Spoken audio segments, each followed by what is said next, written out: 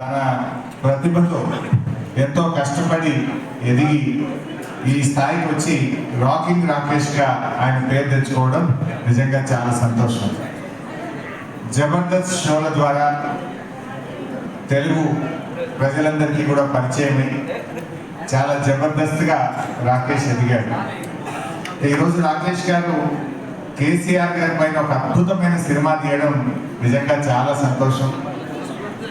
కేసీఆర్ అంటే ఆయన ఒక చరిత్ర. తెలంగాణ రాష్ట్రాన్ని సాధించడమే కాదు, ఈ రాష్ట్రాన్ని 10 ఏళ్ల పాటు అద్భుతంగా అభివృద్ధి పథంలో నడిపించిన నాయకుడు కేసీఆర్. ఇప్పుడే హైదరాబాద్ మీద ఒక పాట పాడారు చరణ్ గారు, సాకేత్ గారు, చాలా చక్కగా పాడారు. I congratulate them. నాకు వారి పాట చూస్తా ఉంటే ఒక పాత జ్ఞాపకం ఒకటి గుర్తొచ్చింది. రజనీకాంత్ గారు ఒకసారి హైదరాబాద్కి వచ్చినప్పుడు 22 సంవత్సరాల తర్వాత నేను హైదరాబాద్కి వచ్చాను, నేను హైదరాబాద్లో ఉన్నానా న్యూయార్క్లో ఉన్నానా అన్నాడు. అంటే కేసీఆర్ గారు పల్లెల్ని అభివృద్ధి చేశాడు, హైదరాబాద్ను అద్భుతంగా అభివృద్ధి చేశాడు. అభివృద్ధి అనేది మనం చూసే భౌతికమైన అభివృద్ధి కాదు, ఆయన సామాజికంగా సంస్కృతి పరంగా ఈ రాష్ట్రాన్ని అన్ని రంగాల్లో కూడా అద్భుతంగా అభివృద్ధి పథంలో నడిపించి ఒక దిశను ఈ రాష్ట్రానికి, కొత్తగా ఏర్పడ్డ రాష్ట్రానికి చూపిన నాయకుడు కేసీఆర్. నిజంగా ఈరోజు దేశానికి దిక్సూచిగా తెలంగాణ నిలబడ్డదంటే అది కేసీఆర్ గారు చేసిన కృషి. అయితే వారి కృషిని, వారి పోరాటాన్ని ప్రజలకు చూపించే ఒక గొప్ప ప్రయత్నం రాకేష్ చేసినారు.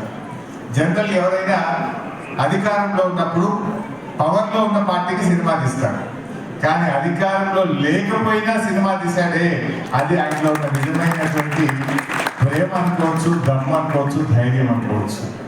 బట్ తప్పకుండా రాజకీయాలు వేరు, కేసీఆర్ ఇస్ సంథింగ్ డిఫరెంట్. ముఖ్యమంత్రులు వస్తుంటారు, పోతుంటారు, కానీ తెలంగాణ రాష్ట్రాన్ని సాధించింది మాత్రం ఒకే ఒక్కడు, దట్ ఈస్ కేసీఆర్. అది ఇంకొకరికి అవకాశం లేదు. ఒక చరిత్ర సృష్టించారు.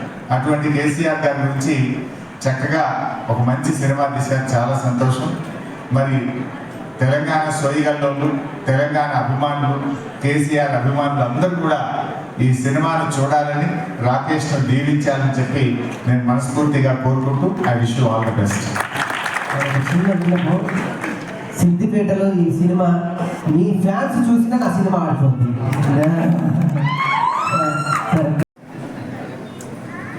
ఇప్పుడే వచ్చేసిన ఎమ్మెల్సీ గోరెడ్డి వెంకన్న గారికి స్వాగతం.